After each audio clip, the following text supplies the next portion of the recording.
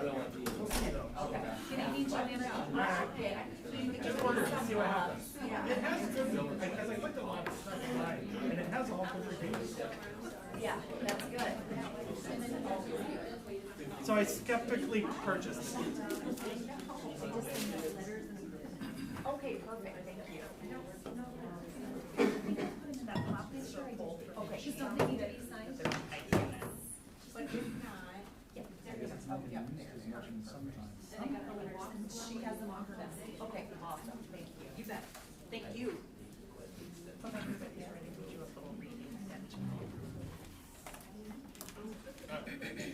Sure, why not? I'm not allowed to read long narratives. Just a standing rule. We need a board policy.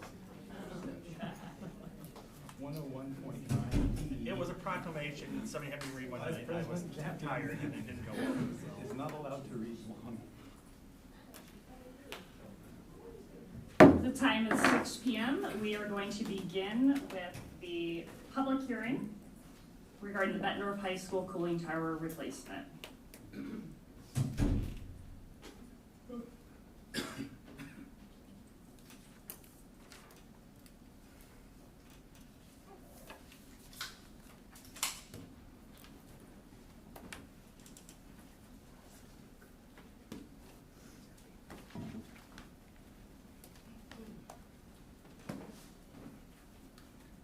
At 6:01, we are closing the public hearing, and we will move to 2.01, call to order, beginning with the Pledge of Allegiance. I pledge allegiance to the flag of the United States of America and to the republic for which it stands, one nation, under God, indivisible, with liberty and justice for all. Brings us to 3.01. Do I have a motion? I will make a motion to approve the agenda. And do I have a second? Second. Roll call, please. Director Castro? Yes. Director Champion? Yes. Director Dorder? Yes. Director Eastman? Yes. Director Lynch? Yes. Director Pevich? Director Smithson? Yes. Motion carried 601. Brings us to 4.01. At this time, any member of the audience may address the board with comments about items of interest or concern. Please state your name and address, and please limit your comments to 3 minutes. As a reminder, Iowa law prohibits discussing specific employees or their job performance.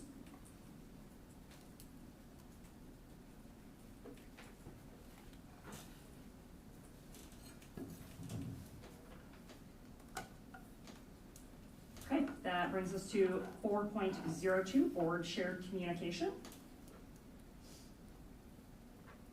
Director Castro, how about we begin with you, sir? Perfectly fine. I think since the last time we met, we had graduation, and I think the graduation went really well. It's always nice to have it outside, but it went extremely well in the gym. And coming up on the 10th tomorrow, the Athletic Boosters Club is having their first in a while, if I remember, their golf outing for supporting Bettendorf Athletics. So that's good for them, and I hope they do extremely well financially. All right, thank you, sir. Director Smithson. I had the true honor to watch the class of 2022 graduate. I listened to the speakers talk about the past and the future, and of the hard work that they put in and the things that they've learned from the teachers and each other. And as I watched this diverse students proudly step up to receive their diplomas, it occurred to me that among this group are not only the students with honors and accolades from families deeply rooted in Bettendorf's history, academic, sports, and the arts, but also included in that group of students are those who struggle with a variety of things, those who have moved into our community at various times in their lives, those who struggle academically, socially, physically, those who have experienced homelessness, trauma, mental illness, those who have behavior issues, and then those who have never broken a rule in their lives. Those who have more than plenty, and those who have next to nothing.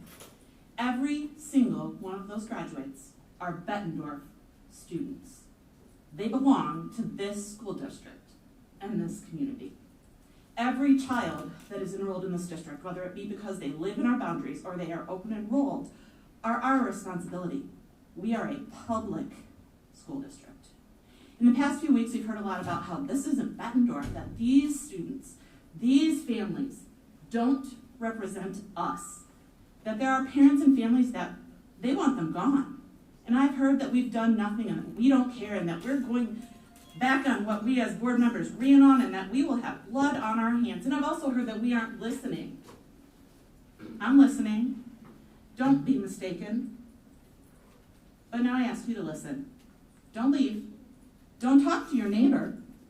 We've listened to you even when it's not comfortable. I sent an email this week that said that I need to do what you guys are demanding, and I quote, continue to stand up and be publicly lynched. An interesting choice of words. I do continue to stand, and I stand proudly. I stand on what I ran and what we have already put in place and the plans for the future. We have already made changes at the middle school. Admin changed lunch to make it safer and easier to supervise, and it was met with all kinds of resistance. The parents didn't want that change. In January, the administration created a program for students who are struggling with behavior, implemented it mid-year, and then they will strengthen it and grow it next year. We've authorized another security guard, and we've moved additional administrators into the building before May. Thank you. There are plans to change even more. We will put more supervision into the building. With teachers, we will create consistent expectations across the buildings, all of the buildings, to be implemented in August. They'll spend time teaching expectations at the beginning of the year.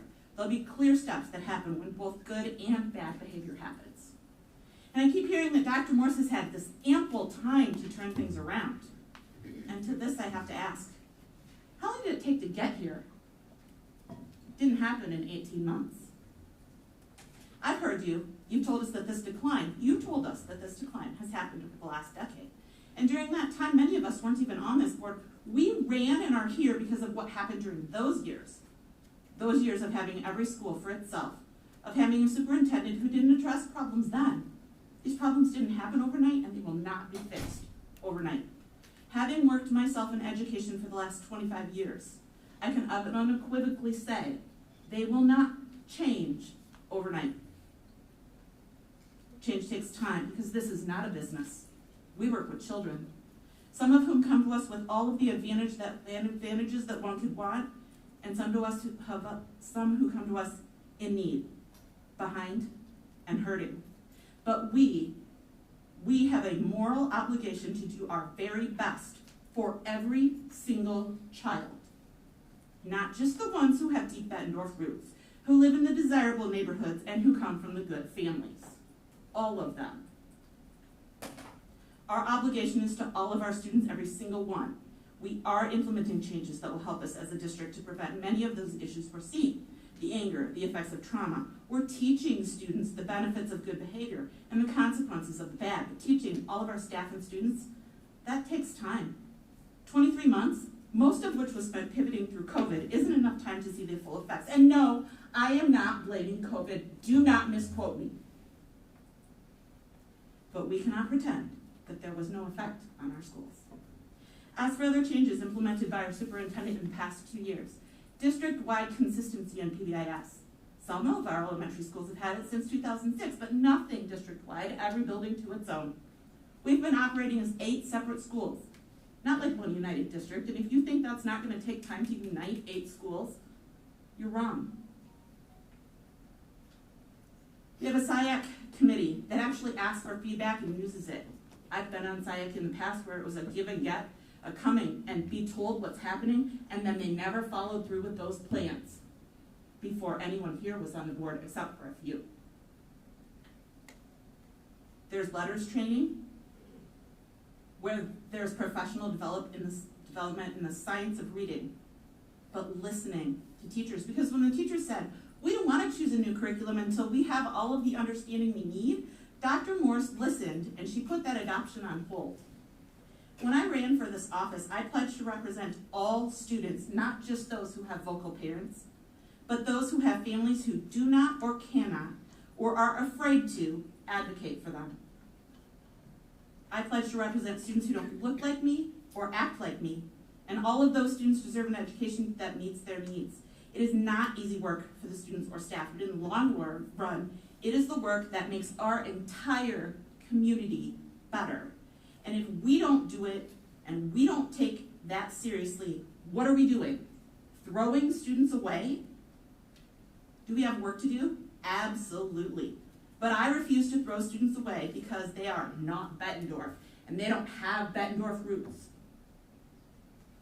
I ask you to look at how we got here, who allowed it, and then look at who's moving towards and supporting change that is essential to creating an inclusive district that values and teaches all families and students. Thank you. Thank you. Director Champion.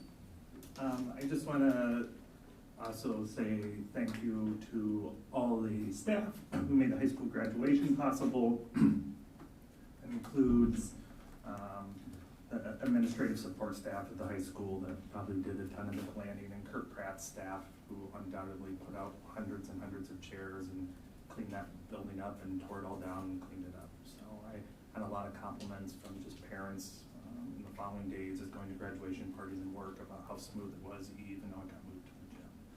And I think Kurt said he had smart enough to get the air turned down way early so it stayed cool. So thank you, Kurt. The other thing I want to say thank you is the last 2 weeks of school, I had a chance to visit the middle school on a couple occasions. I spent a lot of time in the lunchroom and the hallways, a little time in classrooms. I just want to thank the staff who I had conversations with on varying topics. And I want to say thank you. There's a couple parents up there those days that were using existing board and district policy that prevents them to visit school. And the fact is they were able to come into that building without question and do the same thing I was doing, and that is walking around and visited with my kid and some other kids. So I just thank those parents, and I also want to say thank you. I've received a lot of emails. I try to respond to them. I want to say thank you to the people who have either taken the time to call me to have a conversation, or those who have taken my phone calls after the fact. So it is nice when they leave phone numbers. I can follow up them via phone, and I think those are much more beneficial conversations. So thank you. Thank you, Director Champion. I too had the opportunity to be at the graduation, had a son graduating. It was a great ceremony. Kurt, once again, thank you for the nice, cool temperature. It was very nice. The graduation was outstanding. If you have not had the opportunity to listen to Charlie Erpelbane's speech, I strongly recommend you pull that up on Google. Not only did she make me cry there, then when I quoted her speech during the end of year teacher closing, I cried multiple times there. It's unbelievable, and I think we could learn a lot of lessons from this brilliant young woman. I too had the opportunity to spend a lot of time at BMS. One day was with Director Champion as well, and one of the things that was shocking in the best of ways was Miley Mejia's crew there. They are unbelievable. And the tight ship that they run and the turnover that they do to serve all of those kids is astonishing. And I don't think they've been recognized enough. It's incredible. And I saw it multiple times. It was not a one-off just because I was in the room, over and over. They're unbelievable. So thank you for everything you are doing. And please make sure that they know how hugely appreciated they are. They're unbelievable. So fantastic. I too want to thank everybody who's had the opportunity and took the time out of their day to send emails and make phone calls. I've had the chance to talk to many, many people.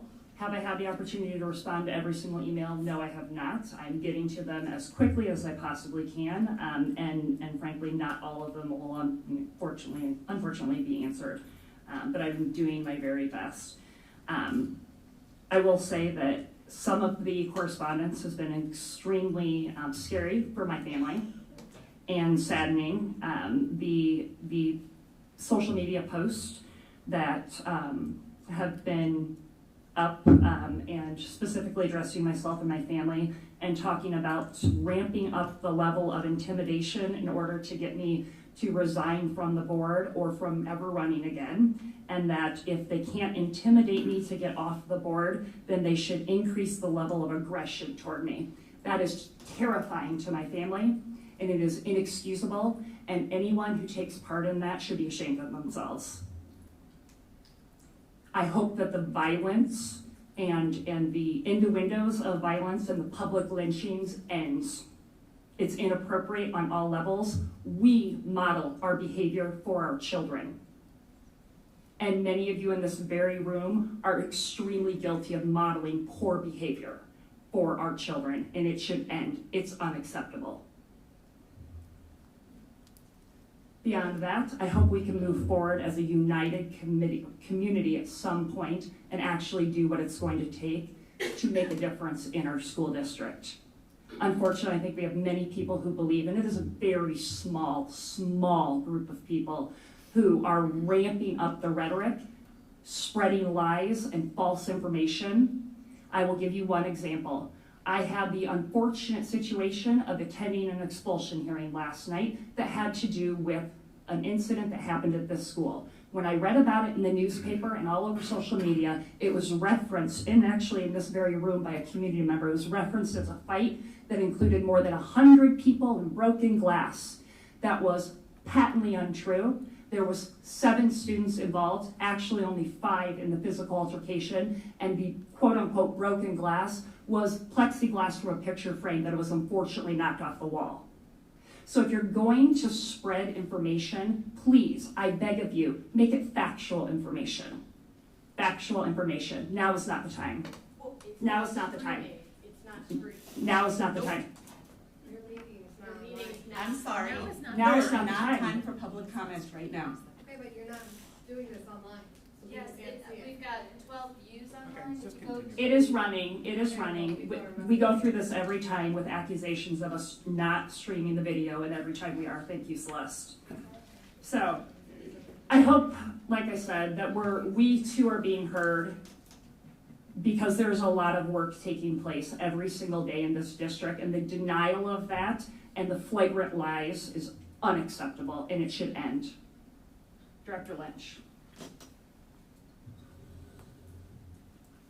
I'd like to begin by saying that I had a lot of fun at the graduation. It really makes me happy to see all those kids getting to walk across and get their diplomas. It especially made me happy to see a number of my colleagues here at this table getting to acknowledge their children or their nephews and nieces and other relations. I also have to say this was the very first time in my 5 short years on this board that I think all 7 board members were present at graduation. Thank you for establishing that tradition, Dr. Morse. As a general rule, and there's been some confusion, it is inappropriate for us to respond directly to comments that were made at the beginning of the meeting. However, we've had quite a few comments over the past several meetings, and as others have acknowledged, we've had quite a bit of email and phone calls. And this has given me time to reflect on what I've been hearing. First of all, thank you. I cannot respond to all of the email, but I do read and think about it carefully. I very much value civil discourse, and I appreciate that the public has an opportunity to share concerns.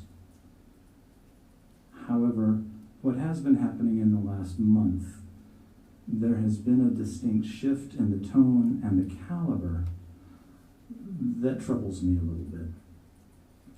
What began as, I think, legitimate concerns about discipline issues at the middle school has transformed into a semi-organized campaign to abuse and disparage our superintendent and to demand her resignation or termination. I have 2 observations to make about this shift. First of all, I would say that it is inappropriate.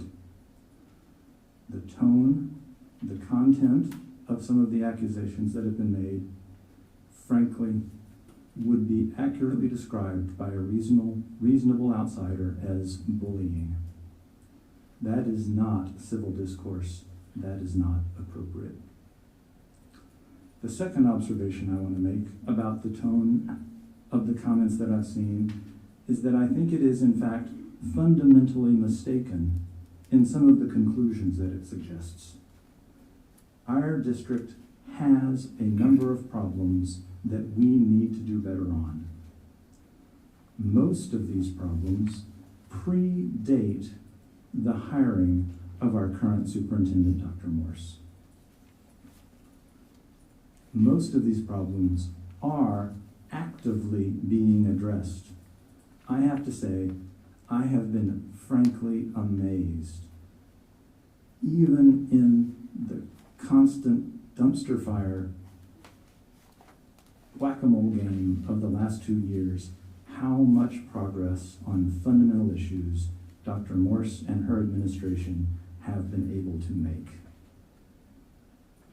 I remain fully persuaded that Dr. Morse's vision for our district is the right vision for our district, and termination or resignation would do irreparable harm, both in the short and the long term, to our district. This is where my reflections stand right now. Thank you for letting me share them. Thank you, Director Dorder.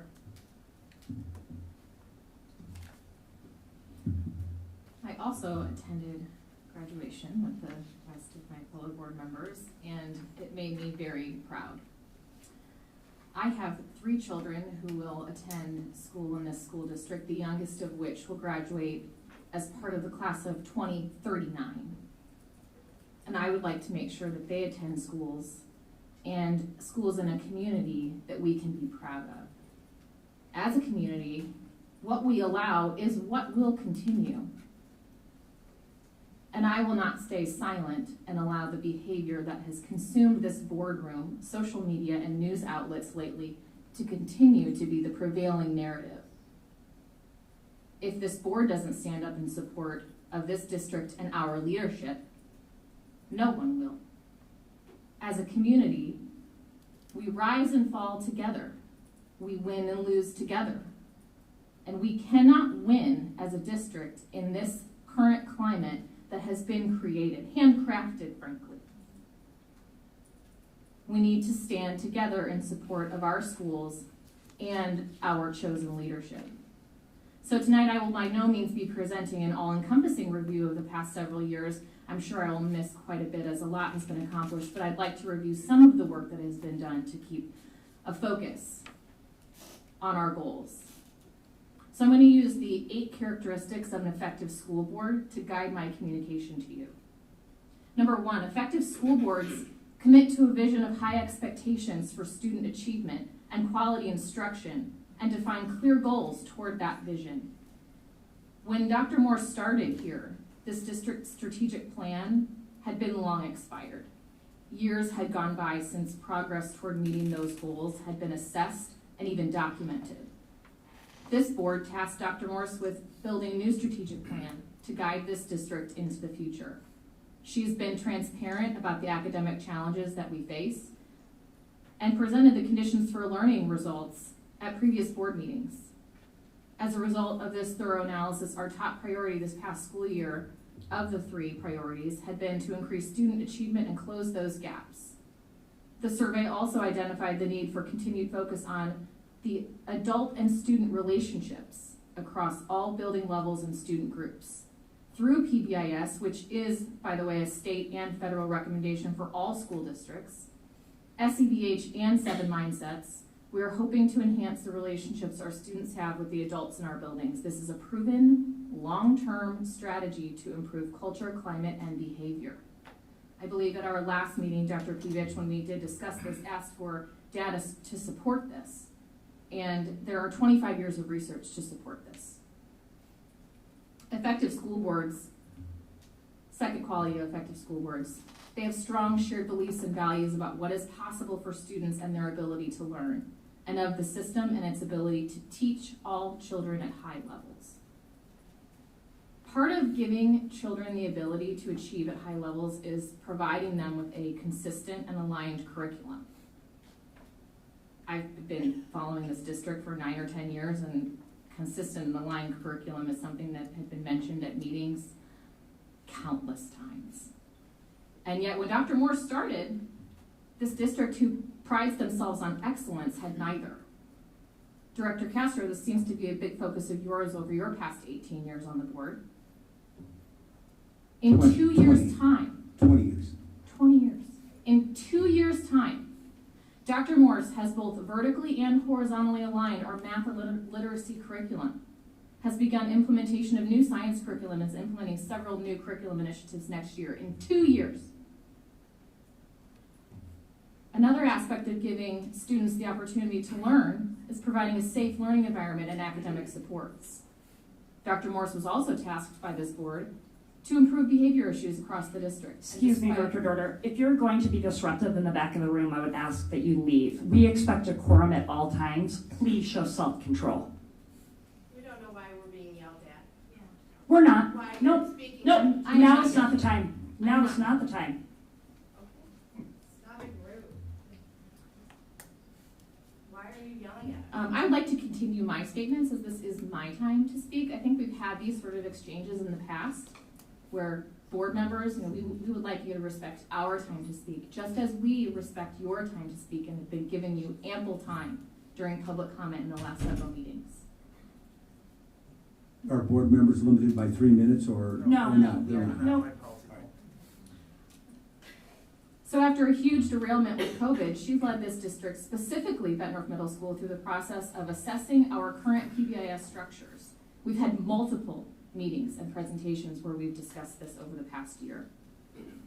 We've aligned our current PBS structures, aligned our language and documentation of behavior, implemented a consistent system for reporting, and will continue to work on this through the next school year. We've allocated over $100,000 to develop professional development and support in support of PBIS. Over the past school year, she has brought this forward multiple initiatives focused on improving behavior for our approval. A few examples: 7 Mindsets curriculum, restorative justice partnership with Scott County, the SEDH position, which was brought forward as a suggestion by our teachers in collaboration with our superintendent. The Pathways program, which is also a grant-funded program. Dr. Morse wrote the grant and was awarded the funding. Pathways is a program that helps students with behavior challenges in a structured and separate way. These students focus on their academic progress while receiving support for their behavioral needs. We have added additional security, hall monitors, and staff. We are now a member of the UEN, which is providing our district with additional supports. Bett North Middle School has kicked off their web mentoring program that will begin in the fall of 2022. Just to name a few, and I'm sure I have missed quite a bit. Number 3, effective school boards are accountability driven, spending less time on operational issues and more time focused on policies to improve student achievement. I'm going to repeat that: spending less time on operational issues and more time focused on policies to improve student achievement. This is an area where I feel much of our board already excels, and our community can help us improve. As a governing board, it is important that we maintain a focus on policy, not getting into the weeds of the operations of the school district. Not a single person at this board table has superintendent experience, human resources experience managing the finances of a very large organization such as a school district. Our job is to set policy and the direction for the district and to support our superintendent to accomplish the goals that we help to direct, not to micromanage the day-to-day or get involved where it's highly inappropriate. We need this community to understand that the role of the school board, what that role is, and expect us to stay in our lane. Effective school boards, number 4, have a collaborative relationship with staff in the community and establish strong communication structure to inform and engage both internal and external stakeholders in setting and achieving district goals. 2.5 years ago, Director Amy Eastman and I were sworn in during the very first board meeting that was live streamed by the district. After repeated emails and phone calls and home growing our own live stream of the board meetings, it was imperative that we gave our community the opportunity to see these meetings in a transparent way. And that meeting was the first live stream meeting for the school districts. Our meetings now are live streamed. Our meetings and agendas are posted for the public to review. We moved meetings to Thursdays recently so the board and leadership could be prepared with board meeting agendas well in advance of the meetings. And if you've noticed, now they are posted well before the 24-hour deadline. Again, just another way that we're trying to make sure that our community is informed. Dr. Morse has held countless meetings with students, parents, community members, city leaders, other local superintendents, statewide superintendents, and all groups of our staff, every level of our staff over the past several years in an effort to build relationships and truly understand what our community needs. She started her Superintendent's Advisory Council, which represents all departments and all sites across our school district. SIAC meetings, which I've been on for several years, are now actually serving the purpose of soliciting input and ideas to improve our schools. Interesting though, none of what has been discussed at the recent SIAC meetings has been mentioned by some of the most vocal people during public comment at our board meetings, and I find this very discouraging. Building trust and engagement of our community is yet another reason why the strategic planning process is so crucial. Also why we have embarked on a long-range facilities plan in the last several months. This board has had concerns about Bett Middle School, and we've identified the need for middle school structural and space issues to be addressed. So earlier this year, we approved a plan to begin working on a 5 to 10 year plan for our facilities that will hopefully be a reflection of the needs of our schools and community. But we've been clear, we will not move forward on plans that will affect our community without first gathering feedback and actively involving you in the process. Nor will we disregard the professional opinions and move forward with our own version of those plans. We understand the need to engage our community, but I believe that we need to do that in a positive way, in an inclusive way, and not in a way that demonizes and pushes away populations of our community. That type of divisive rhetoric only seeks to undermine the work that we are trying to do to bring this community together. A few years ago, someone said to my face, I pay a lot in taxes to live on this side of town, and I don't appreciate my taxes paying for a school in your neighborhood. I will never forget those words. And I knew then that there was a deep-seated problem in this community, a very divisive us versus them mentality that needs to change. And I believe that most of this board believes that we can change that attitude, but it's going to take time and effort and years of working together. Number 5, effective boards are data savvy. They embrace and monitor data even when the information is negative and use it to drive continuous improvement.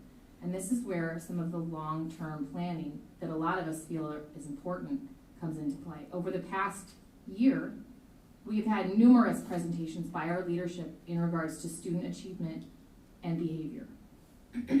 Dr. Morse, if you stay and listen to those meetings or you go back and view them, you'll see she does not sugarcoat the issues. She's upfront about our challenges, but also, as a good leader should, make sure to highlight our successes. She stays focused on solutions and ways to improve. She's brought forth new curriculum, as I mentioned earlier, professional development, for example, letters for our elementary teachers. She's added additional staff specific to math, literacy, and behavioral support at BMS. One of the biggest issues we have at BMS is consistency in reporting and tracking behavior. We have 1,100 students moving around throughout the day at that school. It's nearly impossible to track and document behavior with the prior system. Since her arrival, Dr. Morse has worked to streamline the referral and tracking process, build consistent definitions for behaviors so that we're all speaking the same language. And if you recall, we did have someone stand here to tell us that we should identify consistent definitions for behavior, but that's already been accomplished. It's been discussed at our open public meetings on multiple occasions. One other request was to remove the board policy prohibiting access to the building without supervision. And as Director Eastman said, please try to bring factual information to your comments. No such policy exists that says board members are prohibited access to a building without supervision. All I ask is that people educate themselves before they speak. Come to these meetings, listen to the presentations, and you will learn a lot about what this school district has been up to the last 2 years. The types of misinformed statements are doing a great disservice to our community and to our schools and are deliberately damaging what we are working toward.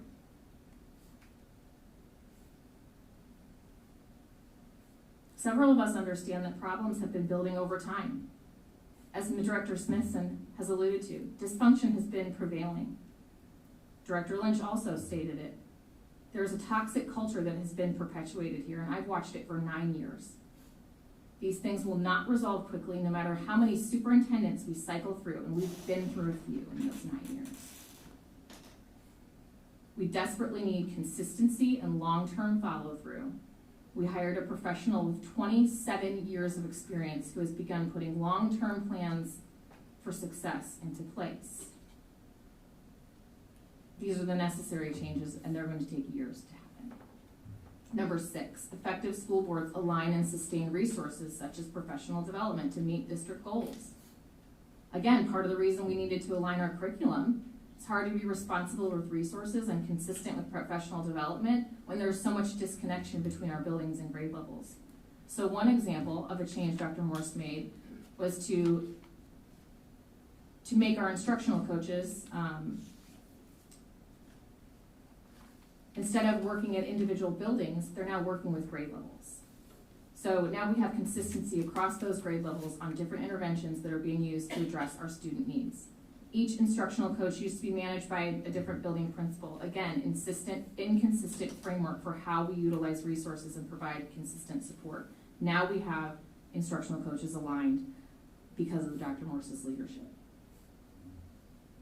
Dr. Morse is also supporting our paraeducators in implementing the NEA peer mentoring program that will help provide support and development for our paraeducators who work directly with our students. Number 7, effective school boards take part in development and training, sometimes with their superintendents to build shared knowledge, values, and commitment to their improvement efforts. I believe some board members don't think this is as important as I do. One member said, "Been there, done that." And I'd like to ask, how many years ago?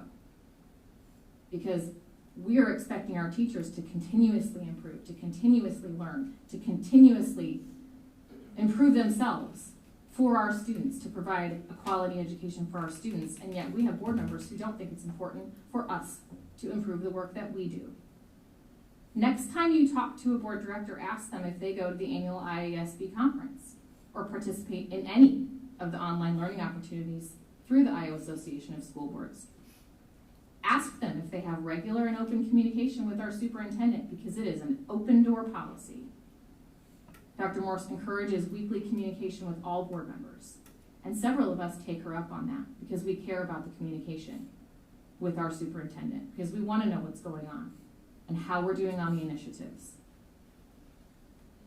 Many of us have the desire to be the best board members we can be and recognize how important it is that we set the tone for the board and the community by taking initiative to learn and improve ourselves. Ask your board members how many have accomplished e-learning opportunities. How many have they taken part in? How many IASB podcasts have they listened to? There's 50 podcasts. How many of your board members have listened to one of them? Effective school boards lead as a united team, and this is the one I'm going to end on because I think it's the most important for everyone to understand. Effective school boards lead as a united team with the superintendent, each from their respected roles with strong collaboration and mutual trust. Prior to myself being elected 2.5 years ago, the previous board chose not to renew the superintendent's contract. So the 7 of us, 2 of us who were newly elected, were given the obligation to conduct a search for a new superintendent. Through that search, as a lot of you might remember, we interviewed multiple candidates. We selected 2 to bring forth to this community. And a lot of you noticed that they seemed rather opposite in their approaches. We enlisted hundreds of people to participate in the interview process and the evaluation of these candidates. Days were spent interviewing our candidates. I personally read every single feedback page that was submitted from every person who was involved in those interviews. Ask my fellow board members, how many of them read every single one? If they read them, they would know what that feedback stated. To say that our choice was clear is an understatement. Our entire community spoke loud and clear. Not one subgroup, not teachers, community, parents, students, board members, our leadership teams. They all agreed. They all supported hiring Dr. Morse. Frankly, if we would have chosen not to hire her, we would have done the opposite of listening to our constituents and honoring their involvement in the decision. This community wanted a leader who had a vision for this school district for the future. We wanted consistent leadership and a unified plan. There was a small percentage of people who preferred our other candidate, and those people have chosen, instead of working with Dr. Morse to move this district forward, they've chosen to undermine this work and all of the work that the board has tasked her with doing. Part of our role as board members is to accept the majority decision of the board and move forward in that support. And what we have seen at this board table is exactly the opposite of the way a board of directors should behave. We have one board member who defiantly chooses not to communicate with our superintendent at all. Frankly, this person does not look at her when she gives her report at board meetings. 25 minutes went by several meetings ago. Our superintendent was giving her report on the status of multiple initiatives that she worked on. Not a single glance in her direction. The behavior at our open meetings is pretty bad, but in closed session, it's even more disrespectful, and it is embarrassing. I've consistently heard the words accountability when it comes to student behavior, and yet I have fellow board members who seem to not be concerned with holding themselves accountable to behave in a professional and respectful manner. We have board members who insist on using personal email for district communication, even after they have been asked repeatedly to use district-provided email. This is the ultimate display of disrespect for our policies, our employees, and our leadership.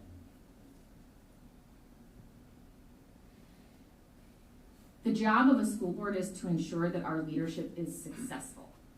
It's not a success to hire and fire superintendent after superintendent after superintendent. That is a failure. It's a failure of leadership. We are supposed to support our leadership and help them follow through on the initiatives and work towards meeting goals. We're supposed to collaborate with them to build good working relationships where we can discuss differing opinions and work towards common goals. We're supposed to have our leadership's back. Our 3 goals this year that we focused on were increasing student achievement for all students and closing the achievement gap. Second, culture, climate, and socio-emotional learning, and focus on continuing building the work of PBIS. And third, continue the work towards developing our strategic plan. These goals are not finite, and they are not simply completed and checked off a list. They require continued maintenance, and they are an investment, and they need follow-through and continued focus. And this is why I fully support our superintendent and all of the work that I have outlined that has been accomplished over the last 2.5 years. And for anyone who's questioning any of the words that I have said, I invite you to go back and read through the board minutes. Go back and watch the videos where we've had thorough presentations that have outlined all of this work. And please inform yourself so that when you do make a statement, you can help educate other people on the truth of what is going on in this district.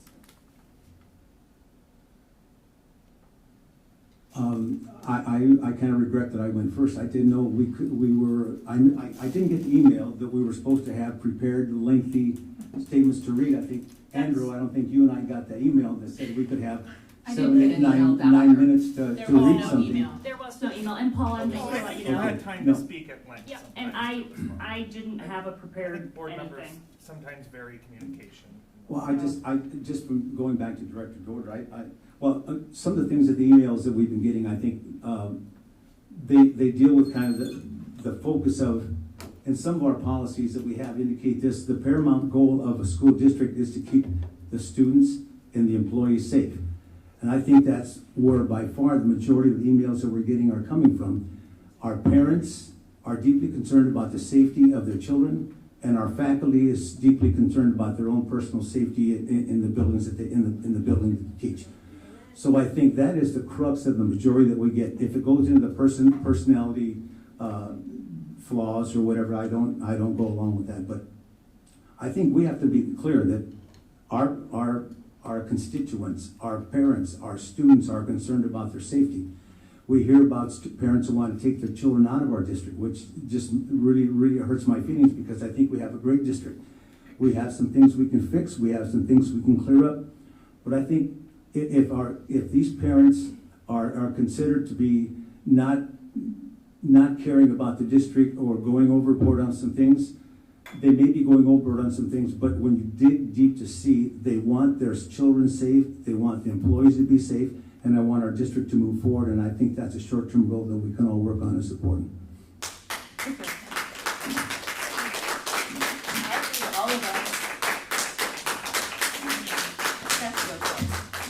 I think it is clear that we are putting plans in place to keep our children safe. We are. If you have been listening at these meetings, you will hear what those plans are. Instead of leaving, stay. Stay for the whole presentation. Listen to the things that we ask and request of our staff, of our presenters. We are putting things in place. I outlined a whole bunch. I outlined one that was met with such resistance. How dare we change where kids sit at lunch so that we know what kids are getting up, so that we can address those students.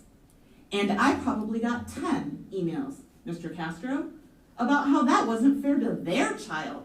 We have to make changes as a whole.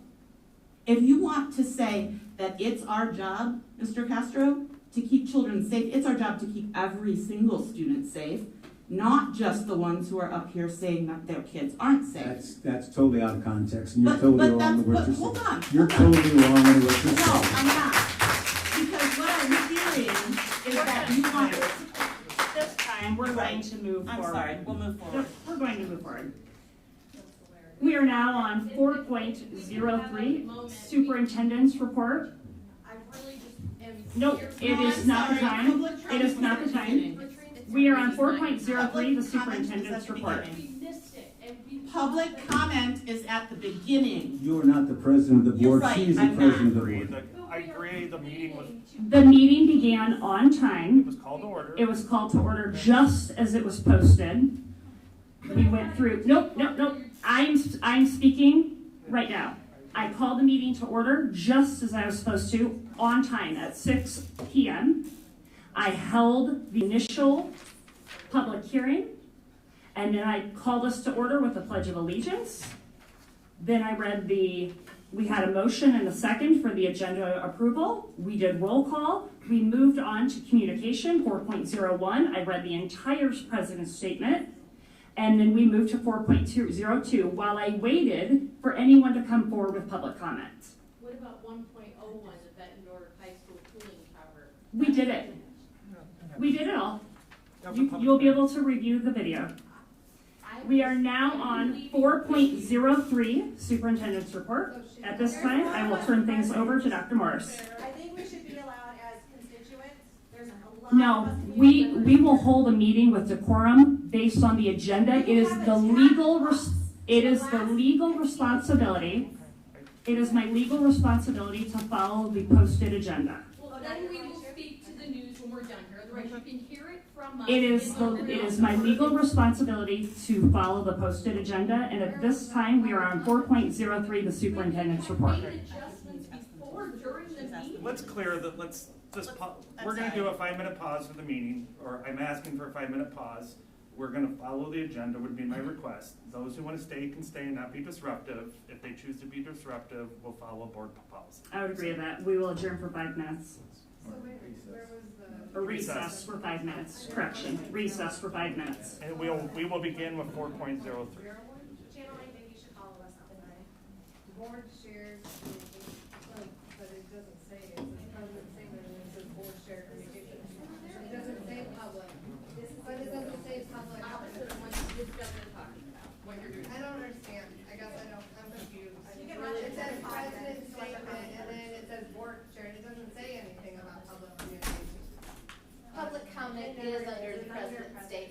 that's done, yes.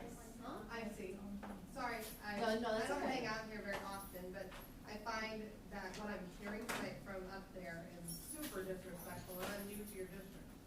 Super disrespectful, and I can't believe one of the members couldn't even come to the big, huge meeting we had as a huge. Report, Dr. Morris. Good evening. I too had the distinct privilege and honor of being at the graduation for the class of 2022. What an amazing event. I've now gotten to experience an outdoor graduation and an inside graduation. So now I know what everybody talked about over the years of having it in our gym. Indoor without air conditioning. Yeah, well, no, I have not experienced indoor without air conditioning. I will have to say, Mr. Pratt, you did a great job getting the air cold enough. I was freezing up there on stage, so all was good. But in all seriousness, I want to thank the entire high school leadership team and their support team for all that they did. Something like that just does not happen overnight. It took weeks and months to plan down to every detail, and our operations team, as always, was amazing. Selfless in their service, the countless hours that they spent, even when they shouldn't be working, making sure that everything was set up and ready to go so that our students could have a memorable event. We successfully ended the 21-22 school year. We were, by being able to celebrate our amazing staff through our end of the year staff appreciation and recognition. I first want to thank Celeste Miller and her assistant Monica Flink for all that they did, and our HR team to make sure that all of our retirees, our employees who were celebrating 25 and 30 years of service, as well as our Superintendent Star Awards, felt like they were on the red carpet. The event was beautiful. The refreshments ahead of time were amazing, and I heard nothing but positive feedback from staff. And so thank you to all of those who were involved in making that event seem seamless. Our first week of summer has been extremely busy.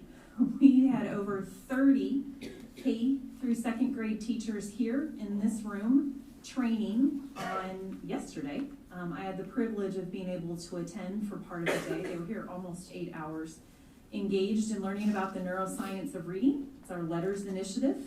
They covered the first unit of that.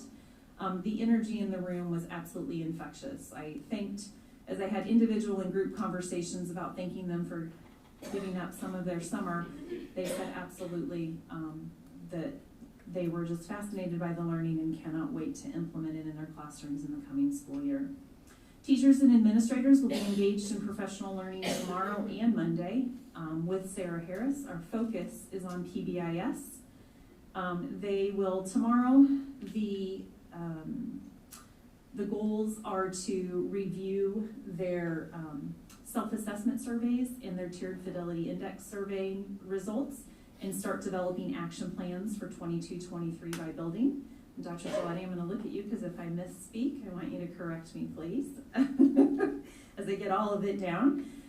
They will also start diving into reviewing and updating our current behavior protocols and procedures, and we will begin as a district developing pre-K through 5 and 6 through 12 behavior matrices, where we, the ultimate goal is to get calibrated on the different definitions of behavior incidents and continuing to build our menu of responses for those behaviors so that we can address the concerns that have come up within the last month, but also in the time that I've been here around how do we effectively and consistently support positive behavior and redirect behaviors that we don't want to see.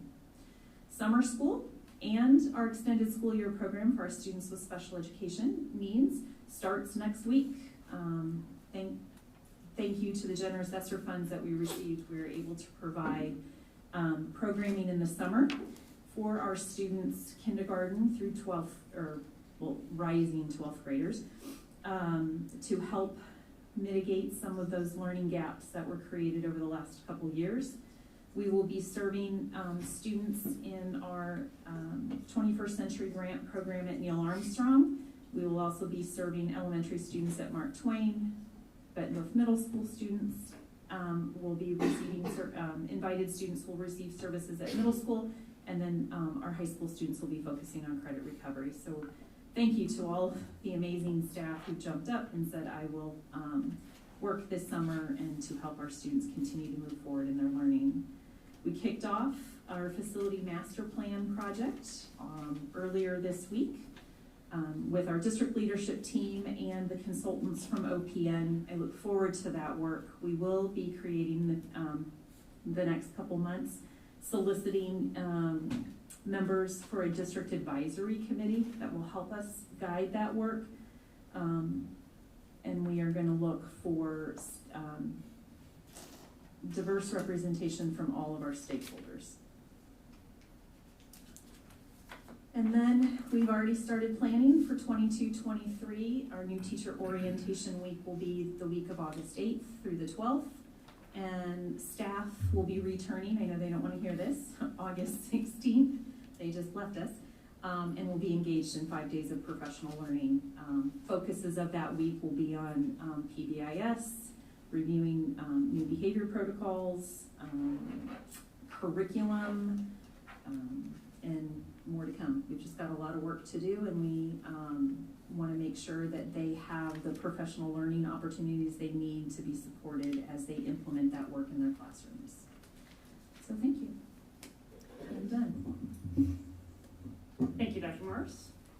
That brings us to 4.04, Director of Finance. Welcome to Bree. I'll be brief, I promise. Just a couple quick updates. Even though school's out, summer is when finance ramps it up. So quarterly reporting has already started. Some of our grantors require reports before the end of the fiscal year, and we do our best to comply with that.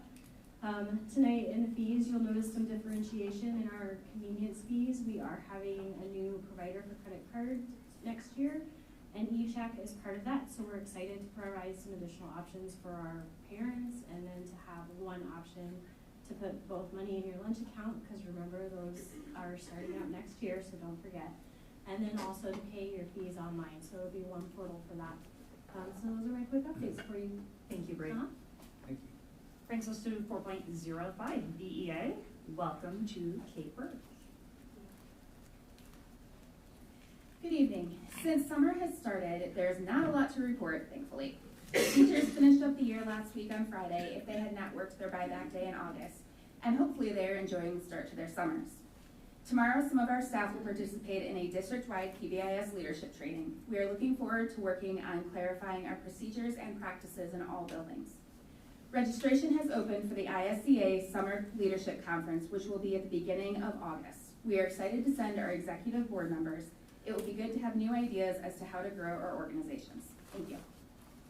A question, Kate? Just kidding. Welcome. You tried. Yeah, I tried. Should give Kate a big welcome for her first full duty at the podium. Thanks. Indeed.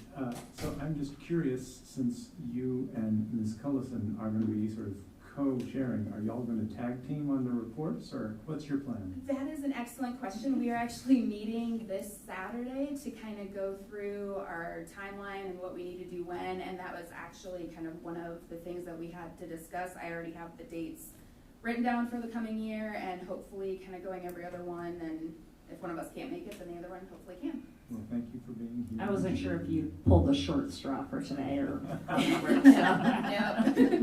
Thank you. Thank you, Kate. 4.06, welcome, Melissa. I think I always get the short straw. We're glad. So we're excited to start the NEA ESP Peer Mentorship Training Program next week. I look forward to bringing you updates as we move through the process. And as Kate mentioned, the ISCA Leadership Conference will be held in August. Registration has opened, and I'm excited to say we will also have several members attending. I want to continue to encourage our community, staff, and students to be mindful. Adults have a responsibility to model the behavior we expect from their children. If the adults in our students' lives behave in an inflammatory manner, how can we expect different behaviors from our students? I encourage everyone to emulate the positive change they want to see. I am a proud 12-and-a-half-year employee of the Bett Community School District.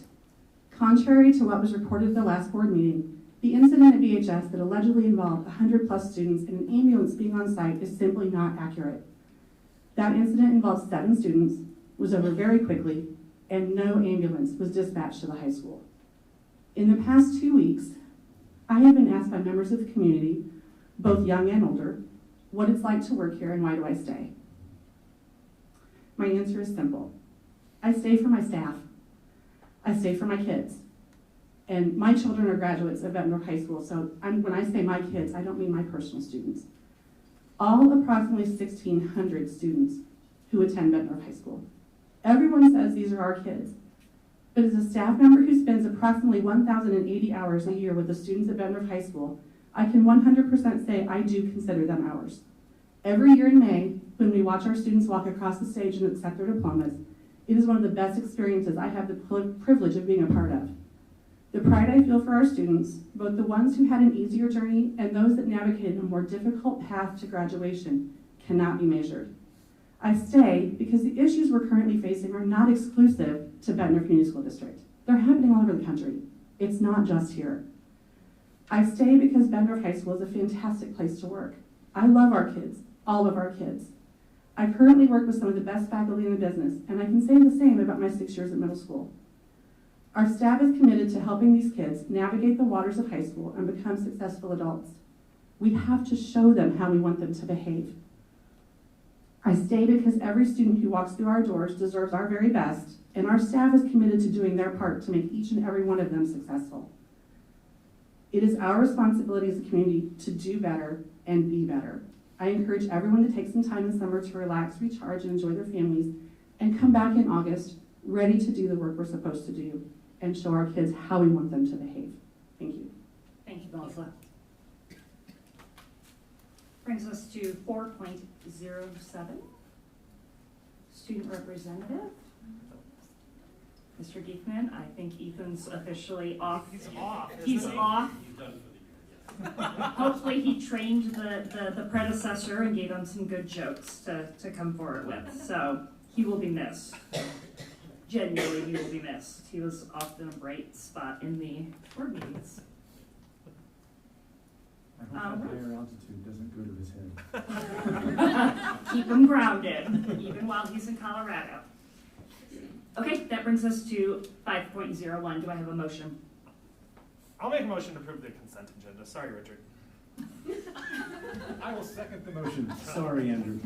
Thank you. Roll call on that, please. Director Champion? Yes. Director Dorner? Yes. Director Eastman? Yes. Director Lynch? Yes. Director Pevich? Director Smithson? Yes. Director Castro? Yes, I'll approve it, but I just think under the president's statement, when these people talk, there's 16 names listed there. I think maybe the topic sentence of what each one of these people said would help us remember exactly what they said. So possibly when people come up to speak, we can have a little more, instead of just having the names listed, let's have what they, the 2 or 3, 1 or 2 main things that these people stated. Motion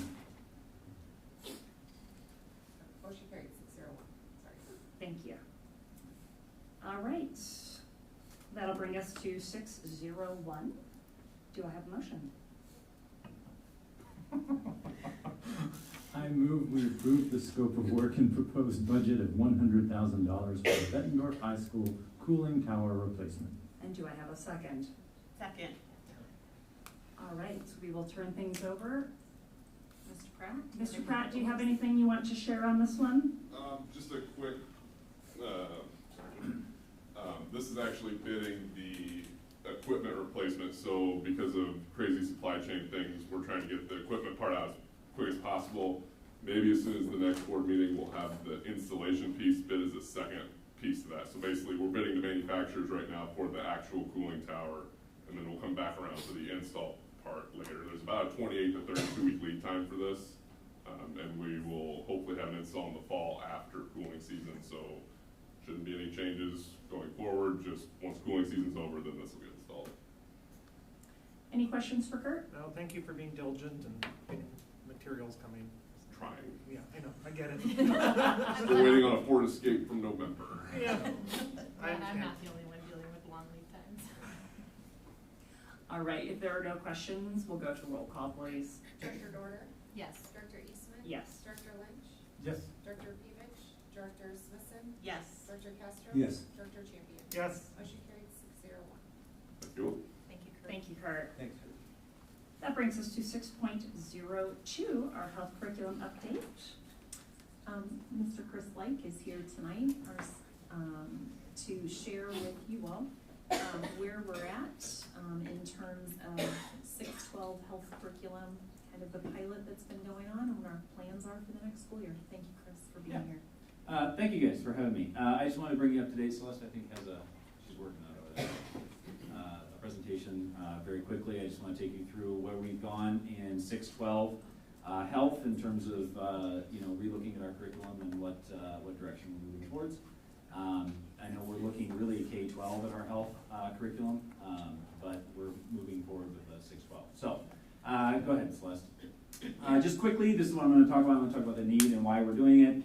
The process we went through in choosing the approach that we're going, some of the data that we saw in the pilot that we did, and then talk a little bit about the implementation. Thank you, Celeste. So the need, as we all know, the Iowa Core does require that we teach health in grades, well, K-5 and 6, 7, 8, and in the high school. I did link the code in there talking about the program. So it's pretty specific in there on what topics we need to cover in terms of a broad swath of everything from communication skills all the way down to,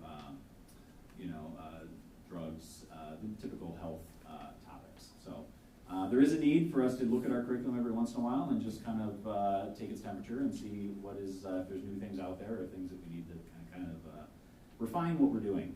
Thank you, Celeste. So the solution, so what we really wanted to look for, especially in all of our curricular areas, and health especially, is something that is kind of nationally vetted, things that we have some backing behind, that's been tested in lots of schools. We have, we can talk to other schools and how they've liked the programs.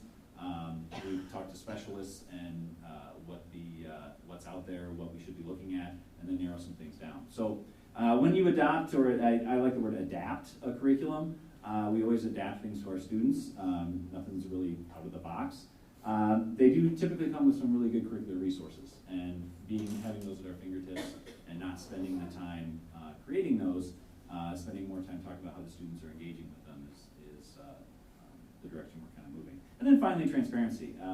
When we say we have a curriculum and this is the curriculum that we're using, I think it's pretty transparent that people know what it is, and it's made by a publisher, and we can kind of answer questions that have come up in other districts and how they've dealt with some of the things. We can deal with that as well. So thank you, Celeste. So the process we went through to look at this, we started with a committee. It involved myself, the health teachers. We have, of course, Mr. Kuntz at the middle school and Mr. Kuntz at the high school. Some instructional coaches, Jillian, Mike's been involved with this as well. So a pretty broad committee. Started looking at some things actually over a year ago, fourth term last year. We kind of looked at post-COVID. We had lots of changes to the curriculum post-COVID. We adopted Canvas. There were lots of things. It was just time, we should start looking at some of these things because it was a good time to look at things. So we put the committee together, started looking at some stuff. We did some research. Dr. Barb Baker's out of UNI. I actually called the state and asked them, what's out there?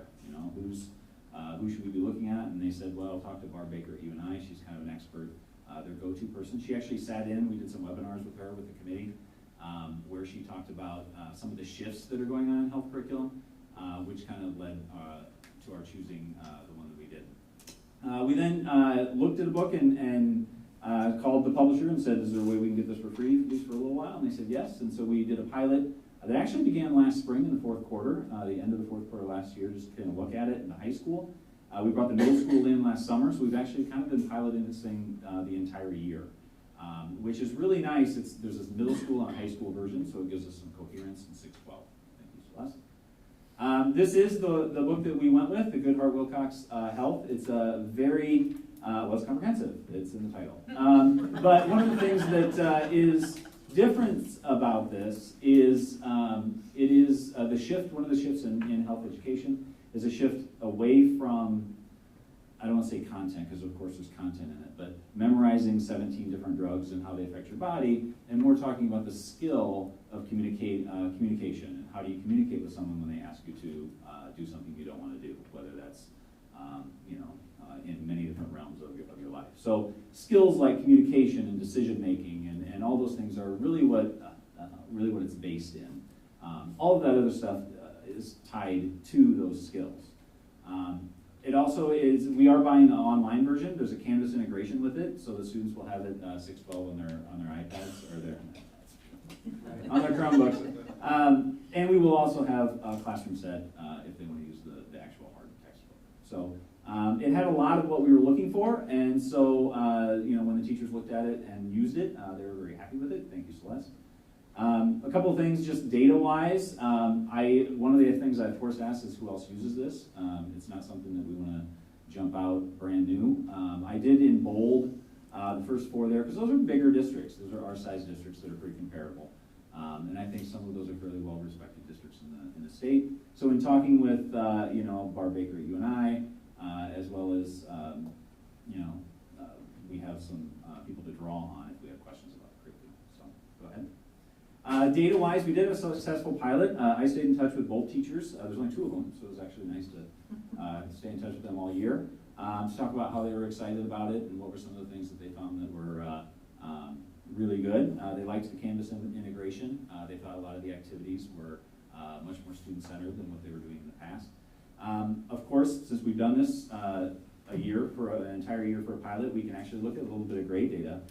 So the A's and the B, you can see here, this is COVID's in the middle of there, so there was some fluctuation. But even in a pilot year, which usually you have a struggle with implementation, our D's and F's stayed very consistent with what we were before, so that we didn't have any problem there. And our A's and B's actually went up.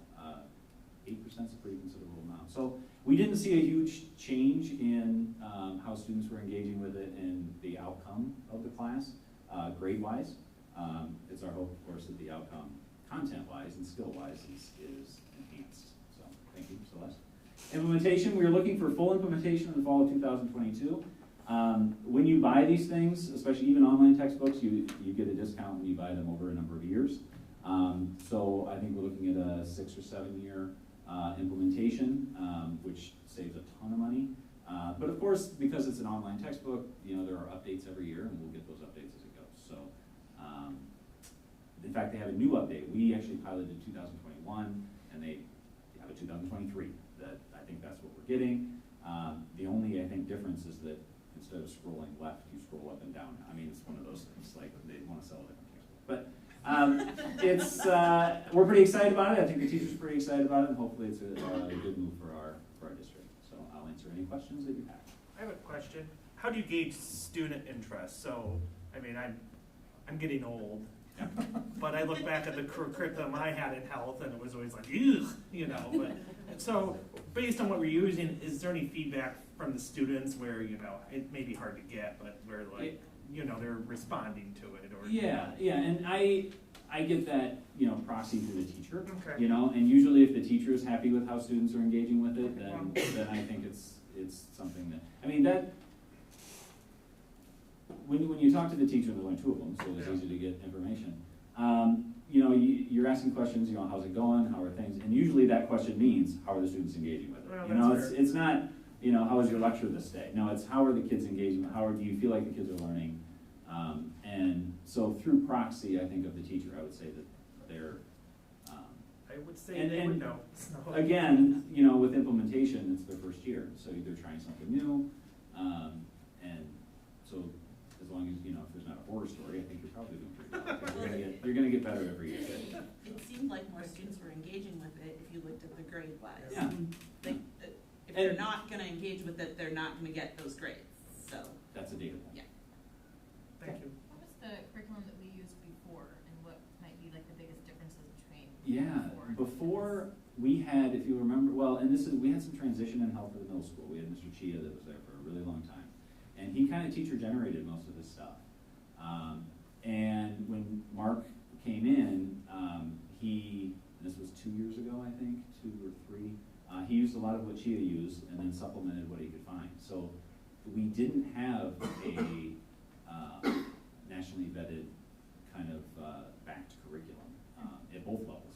Eric's been doing this for 20 years, so he's kind of adapted and evolved throughout that time. So both of them are pretty excited about having something that's, they can say this is what, at the level of a high school, I mean, when you create something yourself, it's great because, you know, you get vested with it and you really understand what you're doing, but knowing that it's at the rigor that you need at the high school level or the middle school level, knowing that you're covering the,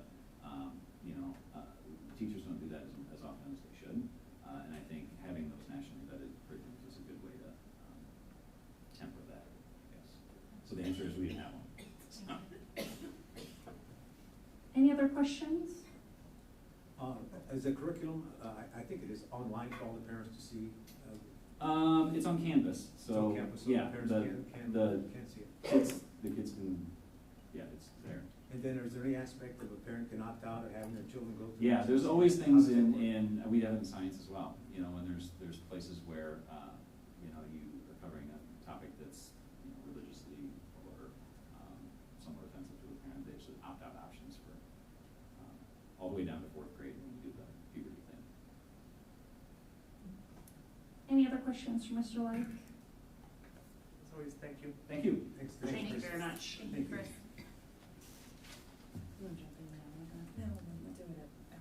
Okay, great.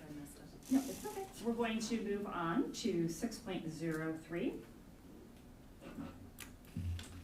So I believe Ms. Mejia, Ms. Collier will come up, but, Let me get a motion. oh, sorry. That's okay. Do you have a motion?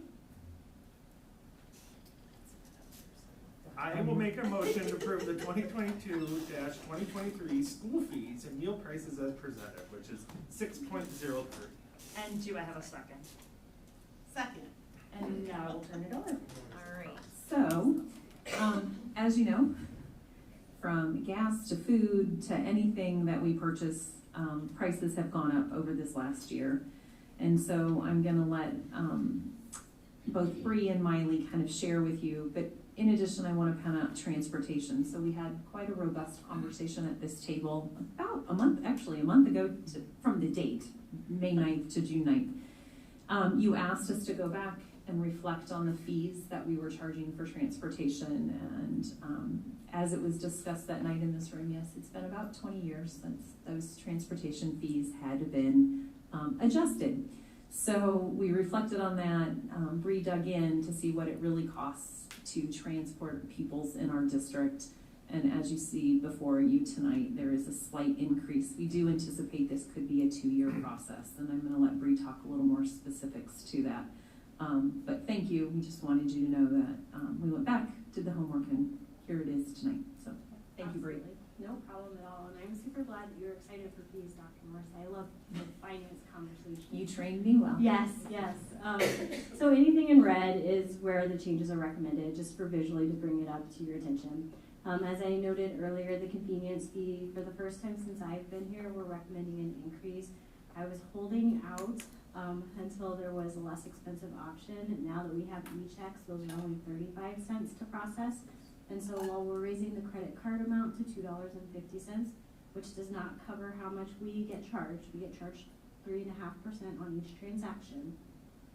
It is an increase, but there is still a less expensive option available to our parents, and that 35 cents does cover the cost that we incur to run those e-check payments. So I wanted to have that option available before we raise credit card fees. I know we've had that discussion every year. And then the other thing that I'd like to highlight before I turn it over to Miley is the transportation. So I did go and look back to see what transportation cost us. In 1819, it was roughly $342 per student. In 1920, it was roughly $360 per student. That is fairly stable in terms of what we see. I'm not going to mention the 2020, 2021 because we were in hybrid, so that's one that you throw out for comparison's sake. As Dr. Morse mentioned, we had a lot of conversation around this. We know we need to increase it because we're not covering our costs. That said, like we're seeing increased costs, so are our parents, and so we're trying to have a staged increase so that that is easier to absorb for our families. So that's the thought process behind that. I'll turn it over to Miley to talk about food service. And then yeah, and before come on up, Miley, but before I want to piggyback on what Bree said about the convenience fee. I know she's mentioned it before and more communication is going to be coming out soon. But we currently, our student information system is Infinite Campus. And they are no longer supporting the payment portal RevTrack that we have been using for years. And so we've been on a journey this year to transition to to another portal that will be supported. And so that does tie into these convenience fees, and we will be getting additional information out to our families. But what we hope is now they will go to one place in Infinite Campus. They will not have to go to RevTrack and Infinite Campus. And ultimately the goal is to try to continue to streamline those access points when parents interface with the district and with their students' learning. Anything else? Did I miss anything on that? Perfect. Okay, Ms. Miley. Okay. Bree and I have been meeting extensively regarding the nutrition services fund. So Could you speak a little closer to the mic, or move the mic closer to you? Bree and I have been meeting extensively regarding the nutrition services fund and just trying to sustain the level that we're at right now. I am recommending a meal increase of 5 cents for elementary and 10 cents for secondary. So just as we are all seeing increases at the grocery store, we're also seeing those increases in the nutrition services department. Our price increases are in line with our neighboring districts in the region, so we've been doing research on that, and many surrounding districts are doing 10 cents across the board. So we're hoping to offset that with 5 cents elementary, 10 cents secondary for an average of 8 cents. Elementary kids eat a nickel's less worth of food. We do have more options at the secondary level as well, and we are expanding those for next year, so we're pretty excited about that. Well, can I ask why there wasn't a 2021-22 fee under breakfast, or is that just because that's the only year that you served breakfast? So the previous price on breakfast for elementary, so it says elementary breakfast. Yep, with the increase going up, I think what you're referring to, with the increase going up in 5 cents for the elementary and 10 cents for the middle school, we now have a second tier. Oh, okay. Okay, thank you. Yep. Any other questions?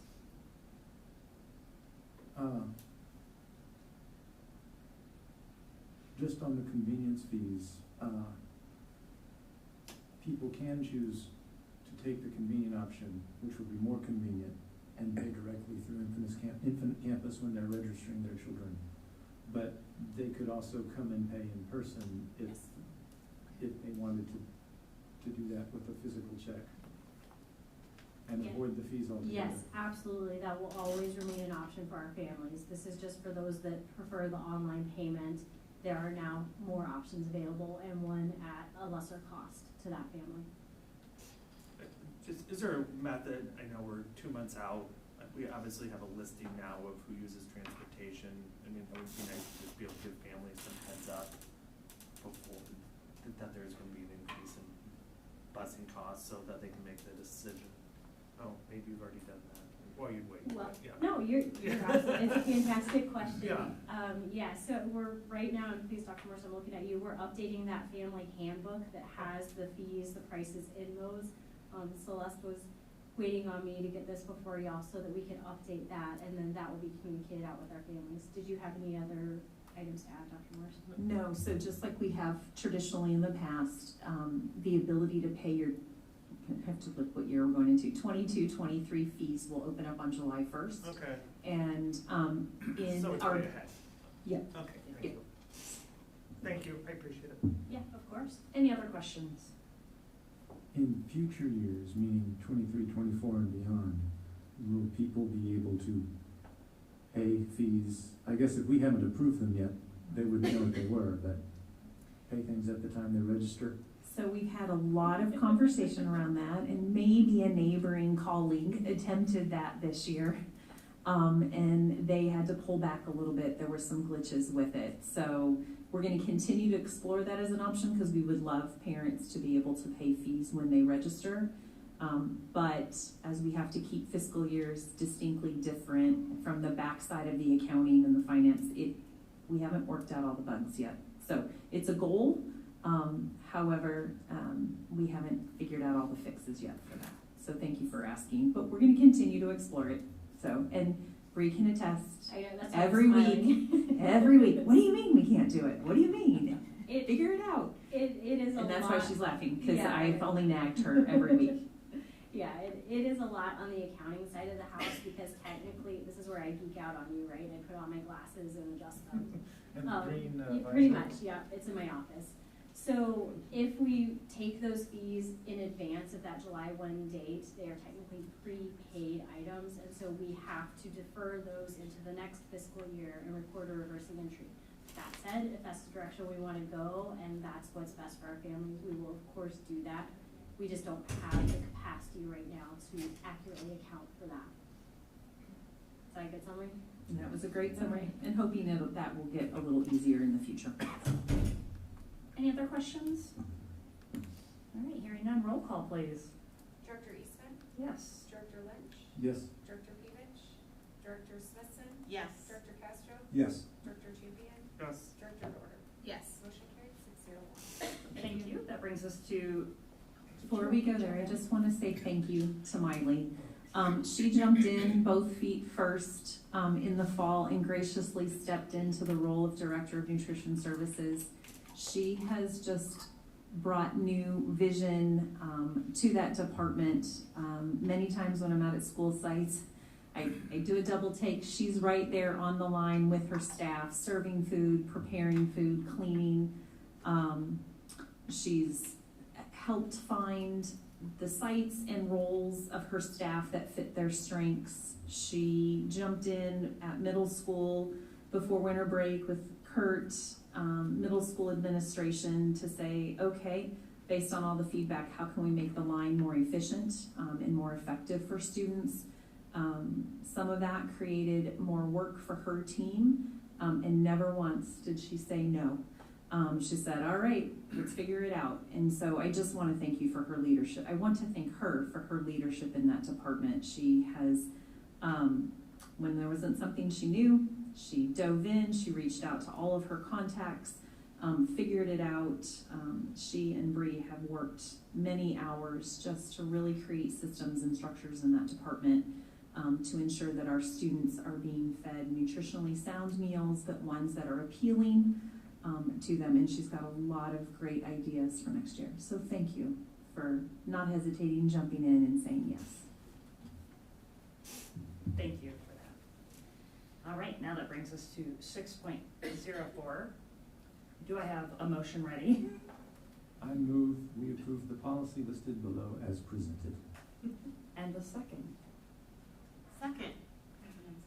Welcome back. Thank you. So after last board meeting, I don't know, 12, 16 of them, we decided to go into summer a little slower. So you have one policy before you, and I'll let Bree talk that through. Yes, I'm not nearly as robust as some of the others with putting policies forward, but I assure you they are well vetted.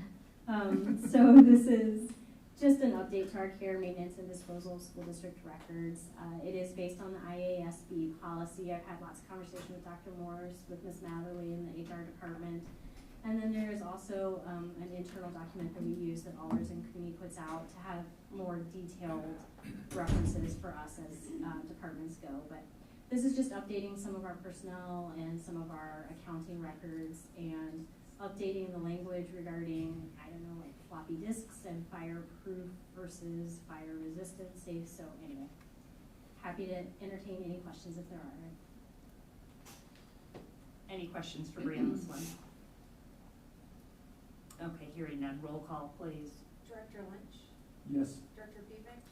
Director Smithson? Yes. Director Castro? Yes. Director Champion? Yes. Director Dorder? Yes. Director Eastman? Yes. Motion carried 601. Thank you. And we're going to back up just for a moment to 4.03. Dr. Morris has some additional information that she had intended to give the first go around, but I do not want to miss the opportunity to hear this information. Yeah, so I do apologize for my misstep. So let's do the presentation. So as we communicated at the May 26th board meeting, we had not had the opportunity to really dig in and reflect on and review and collate all of the information from both the staff and faculty input session we had at Bettendorf Middle School on Wednesday, May 25th, where we worked with about 110 teachers and other staff members. And then, of course, we held our public input session for our community that evening, where we had over approximately 300 community parents, staff, community members in attendance. So we appreciate the patience and the understanding and giving us a couple extra weeks to dig through some of this data. And I just wanted to highlight some of what we saw as it came through. So the first couple slides that you will see combines both the input and feedback from both the parent and staff session in the evening, as well as our time with the faculty during the day. What is before you here for strengths and weaknesses identified was what came out as the top 5 in each of those areas. And we've further disaggregated it by parents and staff session and just the Bettendorf Middle School staff. So as you can see for strengths, as we know, we definitely, I'm biased of course, but I do agree, we have the best teachers, paras, staff in this district, no matter what role they play. We have a tremendous amount of fantastic students, and we are very appreciative of our parent community support of our staff. We are extremely blessed, and I'm very proud of all the curriculum and extracurricular activities that we are able to offer, and we are equally supported by our AEA and other districts in the area. Staff, again, commented on dedicated staff and are very proud of our library media centers, which are more than just libraries for our students, and so I'm extremely proud of that too. In terms of weaknesses that were identified, lack of consistency with discipline and clear consequences, student-parent accountability, lack of leadership at the top, sexual harassment, and overcrowding. I'm going to try to dig back to those specific posters, find out what table numbers and trace it back. We would like to clarify if we can identify who might have given us that input so we can better understand what those bullets were.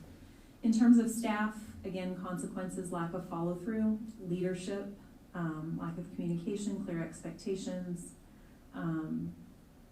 the desire to stop allowing inappropriate behaviors.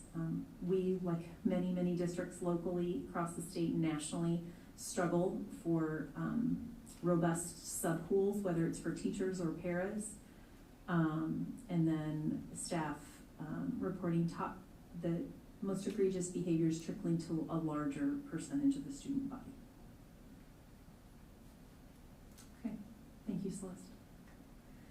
In terms of opportunities and solutions, again, this slide identified the top 5 for each of those meeting areas. The number 1 under the parents and staff was additional school or a different setup, so what we call grade restructuring. Do we look at K-6 or do we look at K-4s with a 5, 6, 7, 8, and 9, 12? We do currently have an alternative high school, it's Edison, but we've also had conversations about what does alternative programming look like. I have had ongoing conversations with my fellow colleagues, superintendent colleagues in the area, and they too have a need for some alternative programming for students. So like Director Smithson mentioned in her report, the Pathways program at middle school, that was piloted in after winter break. It's an alternative within the middle school for students who are struggling behaviorally. And so we want to look at potentially could be off-site, having some of that alternative programming for both middle school and high school for students who either need short-term or long-term support in those areas while they continue to get their academics, but really highly structured support in behavior. Clearly defined expectations and meaningful consequences. As we discussed earlier tonight, the team will start digging in tomorrow around developing their action plans for the 22-23 school year at each site, but also reviewing and updating our behavioral expectations and matrices, including the menu of responses for behaviors that are not appropriate. Community indicated the Watchdog program.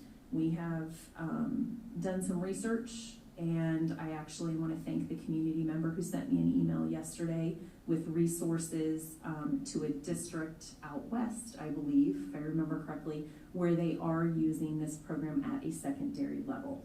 So we will be attempting to communicate them. Hopefully they're not on summer break just yet, to learn about what does that look like at their level.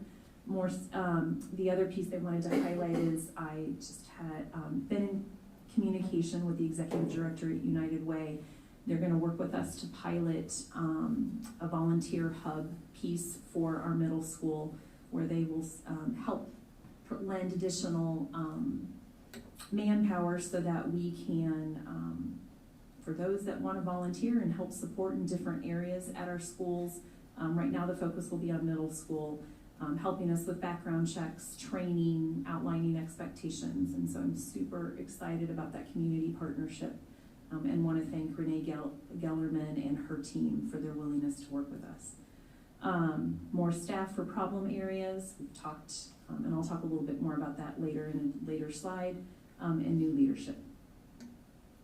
Staff, they desire to have what they call house purity, to collaborate on interventions. They've had a model in the past. They're not quite as pure as they were, where they're broken into houses, and so they share the same kids for those core academic content areas. And so we're going to strive to get there to the greatest extent possible, but being a district in what we call stagnant enrollment, and having to be mindful of declining enrollment, and with the state's SSA set as low as it is, it does not give us a lot of new money, and so you have to balance remaining fiscally sound. And so we look to that and are trying to be creative in how we honor what the staff is requesting, but yet we can pay our bills. Did I say that right, Bree? Always pay our bills. We do, but we want to continue.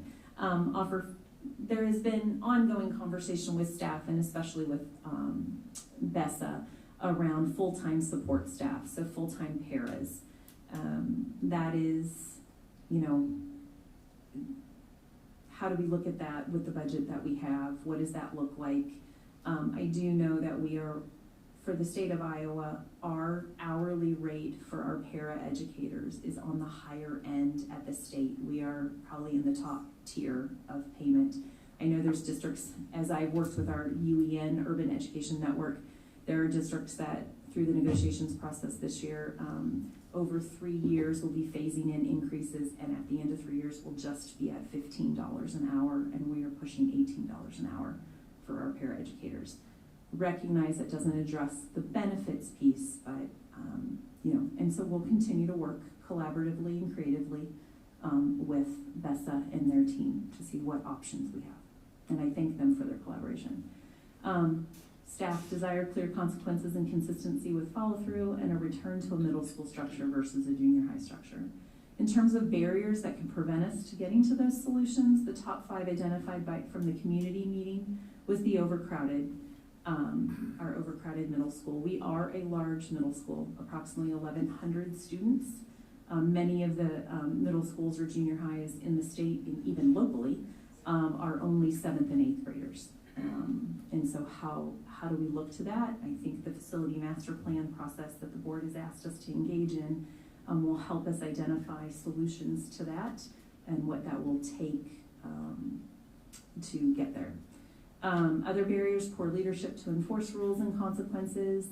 People are scared to enforce the rules. Accountability: students, staff, parents, and administrators, and kids don't think the laws apply to them. In terms of the staff or the faculty meeting, again, the benefits piece. Summer pay, they feel that's a barrier. Not having benefits prevents us from being fully, filling positions at times. Subbing during prep time due to the lack of subs that we have. We brought to you at the previous board meeting an increase in our guest teacher rates.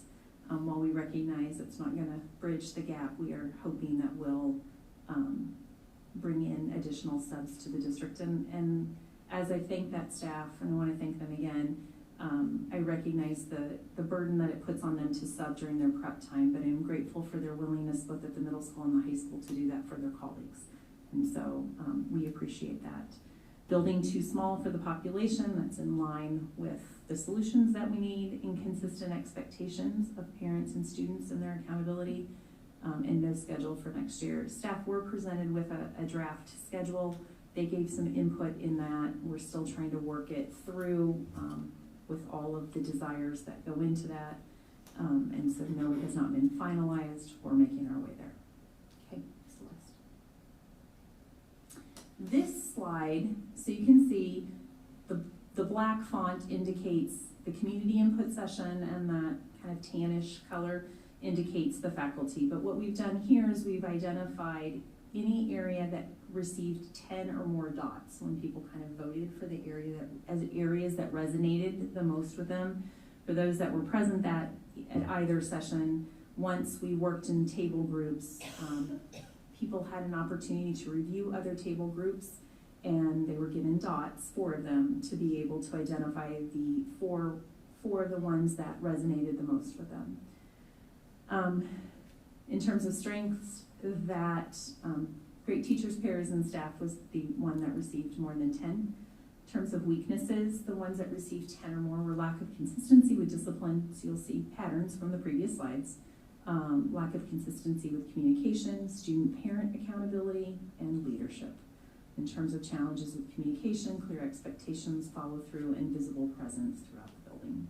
In terms of solutions, again, the one that received the most dots was additional school or a different restructuring of grade levels, clearly defining expectations and meaningful consequences, house purity, watchdog program or staff for problem areas, full-time support for our support staff, or full benefits for our full-time support staff, new leadership, alternative school or setting, clear consequences and consistency, parent accountability, return to middle school structure versus a junior high, getting parents involved and families involved in the consequence. So having that support, not just at school, but when they go home if a student has received a consequence at school, holding kids accountable for their behaviors, holding administrators accountable for the lack of leadership, district-wide, building-wide rules and consequences, different bell schedule, class times, and uniformed officers or resource officers. Threats and barriers in terms of how we're to achieving those solutions: overcrowded, poor leadership to enforce the rules and consequences, and a lack of skill set to lead. So, with all of that input, where are we going? So current supports, we started, as has been said, over multiple meetings in terms of PBIS, which is a research-driven system for setting behavioral expectations, interventions, and support. We kicked off this school year district-wide with reviewing our current protocols and spending time assessing what we do, building action plans based on that, and continuing to develop those systems at each building. Behavior matrices and policies, we have some of those. We're reflecting on those. We know we need to enhance those and strengthen those. We do have 2 district behavior coaches that provide support, and we currently are blessed to partner with the city of Bettendorf. We have a school resource officer at both the high school and the middle school. I want to thank Officer Poyer and Officer Bennett for their years of service. Officer Bennett has retired, and Officer Poyer has taken on a new position within the police department in Bettendorf. So we will be welcoming Officer Salisbury and Hanson. And so we look forward to having their support and collaboration at our schools. Improvements, updated expectations. As we've said, we're going to make sure that we share those with staff and families. Looking at how we place classrooms at the middle school. I think I shared at the community event and have shared at other meetings. For our students who struggle the most behaviorally at times, having them transition all the way across the building with 1,100 students at the same time can cause challenges. And so are there better ways to place classrooms for collaboration and support and to reduce some of those transitions? They are working hard with the schedule to have grade pure lunches. So this year, 6th graders ate by themselves, or in terms of 6th grade only, looking at then just having 7th graders eat with 7th graders and 8th graders eat with 8th graders. In addition, we've been that administrative team through a generous donation by a community member, as well as site monies and district monies. We've been slowly phasing out the round tables to long rectangular tables. Students are find those much more favorable. They also gives us better lines of sight. We're able to sit students better. They're not so crowded and they have that space to just kind of breathe. And so we look forward to continuing phasing out the round tables and putting the rectangular tables in. We sent a crew in April outside of Chicago. The high school team wrote a grant in the 1920 school year. We were only one of 8 districts across the country that received approximately $40,000, if I remember correctly, to kick off cell crew training. So we went to the next phase of training and sent approximately 9 district staff members between middle school and high school to this 3-day intensive training where staff came back and reported, first day, I'm not sure I want to be here. And by the end of it, they're like, oh my God, we've got to get this implemented 6/12. So the middle school version of that is Student Web, or Where Everyone Belongs crew. So the focus is on creating this culture and climate of belongingness, welcoming people, and developing student leaders. And so they will be rolling this out at the start of the school year. It's been quite successful at the high school. They'll continue to grow their program and support the middle school program's development. I talked about the partnership with United Way around volunteers. We've had the Parent Link, which is their version of PTA, PTO. We're always looking for new members, and it was really exciting to see a couple weeks ago at the 5th grade parent night, all of the parents signing up to be a part of Parent Link. So thank you. We look forward to having all of those individuals a part of that organization and working with us to strengthen the learning environment for our students. And then, as we've mentioned before, we will be working to hire hall monitors to work with our security team and our SROs and our administrators to be out in the halls during passing, monitor bathrooms, if we need to, do tardy sweeps, etc., and making sure we've got ample adult presence during lunch to support. Future work, we brought to you, I don't know, a couple months ago, the results of a robust pilot around social emotional learning curriculum. Our 6th grade team of counselors, social workers, teachers, and administrators spent this year researching evidence-based, research-based SEL curriculums. We selected 7 mindsets. We are excited to implement that in the fall and look forward to having that aligned curriculum, 6/12, which really focuses on, making good choices, positive behaviors. And so that terminology and vernacular that students will learn in middle school will then carry over and translate into high school. And we're excited about that continuity. And I believe that concludes it. So thank you for letting me go backwards to do what I should have done at the beginning of the meeting. All right, thank you, Dr. Marks. Can I have a question? May I ask a question? Yeah.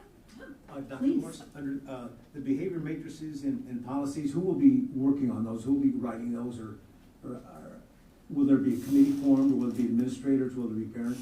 Who will be comprising that, So that is a committee? great question. They're going to kick that work off tomorrow. So all eight of our sites will be bringing their PBIS leadership teams, which consist of teachers and administrators, and working to start developing those or updating those tomorrow. And then from there, we're going to solicit volunteers from teachers and staff to do some summer work, a summer committee to work on that. And one more question. What kind of authority will the hall monitors have? Or will they have legal authority, or what? What do you mean by legal authority? Like if they tell a kid, get the class, and they don't, and they swear back, they push, what happens? So they'll work just like our security team does with our administration. They will be viewed as adults that students need to listen to in the environment. If students continue not to listen, then appropriate discipline would be issued, and they will then work to get that referral made, and administration will follow up and work with them on the appropriate consequence. So they'll be able to write referrals, or no? I don't know that we've fleshed all of that out yet, but we will work through that this summer. Thank you. Thank you. Any other questions? I just have a question. We've actually gotten a lot done. I was, a couple things, like the information as far as United Way, that's an amazing support for the building. I feel very blessed. And I would just, how do you think stuff, and there's a lot going on, it's summer, it can be difficult to communicate with parents, they're trying to unwind. How are we, or when are we gonna start communicating what steps we're taking? Like, obviously, we're here at a board meeting, not everybody's here, not everybody's watching. Like, when can parents start to expect to see, like, this is not an all-encompassing list and things aren't finalized, but these are the steps we're trying to get in place for medical school for the fall? So I would anticipate some preliminary communication in the beginning of July, once we get the parent-student handbook updated, and we'll highlight.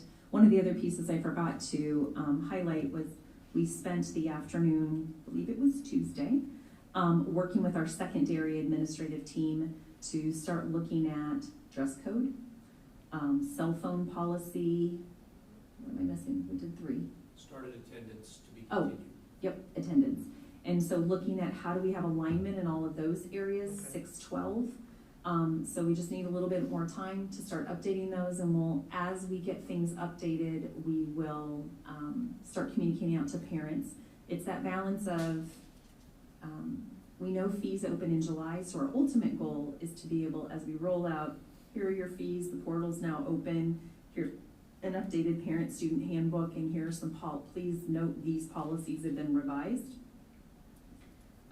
That is an ambitious goal, but we will, as soon as we get some of that more cemented in, we'll start communicating that, but no later than, because we also know families are on vacation at that point in time, no later than mid to end of July. Yeah, I appreciate it. I just, in my communications with people, I say, we're working on this, there's stuff gonna be in place, and I just wanna, I'm just trying to replace the infactual vacuum with factual information. Absolutely, and like I said, our ultimate goal and desire would be to provide some form of an update at the start of July when we roll the fees out and ask parents to make sure they pay their fees before the start of the school year. But it will also be that consistent communication over the summer, but not to the point where parents feel like we're bombarding them while they're trying to relax, but I get it. I get it as a parent, it's a balance if you decide to open an email if you're getting 10 of them. But as I said to a parent at one point in my short time here, who said, you communicate too much. And I said, well, the good news is you can slide it into a folder. And, but for those who feel we don't communicate enough, we're trying to strike that balance. So. Thank you. No, thank you for the question. Any other questions? Who oversees hall monitors? Who will oversee administration? Like they do all staff. And they'll work closely. So we look at the addition of those hall monitors being part of our SRO team, our security team, and our administrative team. So but they would ultimately be evaluated and supervised by our administrators at the middle school or wherever they're located. What kind of training do you anticipate for those? We definitely would want them to go through this PBIS training that we put staff through. And we would want our security team to go through that training as well. And then if we offer any other types of training around student behavior, CPI training, that kind of training, we definitely want them to be participating in that. We include de-escalation, that type of thing, which I know is part of the CPI training, but I really feel like if we're gonna have additional staff that are interacting that they don't always see in a classroom, that they particularly need to have those de-escalation strategy trainings so that we're all kind of setting the bar for that. And I appreciate you bringing that up. I just had, I spent an hour and a half on the phone this afternoon with a teacher who relocated out of state. Her husband retired from the arsenal, and he secured a job in a different state, his second career, as he calls it, and they went back to family. We had a wonderful conversation about her short time in the district, and she is going to be tremendously missed, but she said she is equally going to miss us. But one of the things we talked about was the value in CPI training, and that whole piece around verbal de-escalation and just how we de-escalate. Many people think the CPI training is only about when you have to physically restrain students.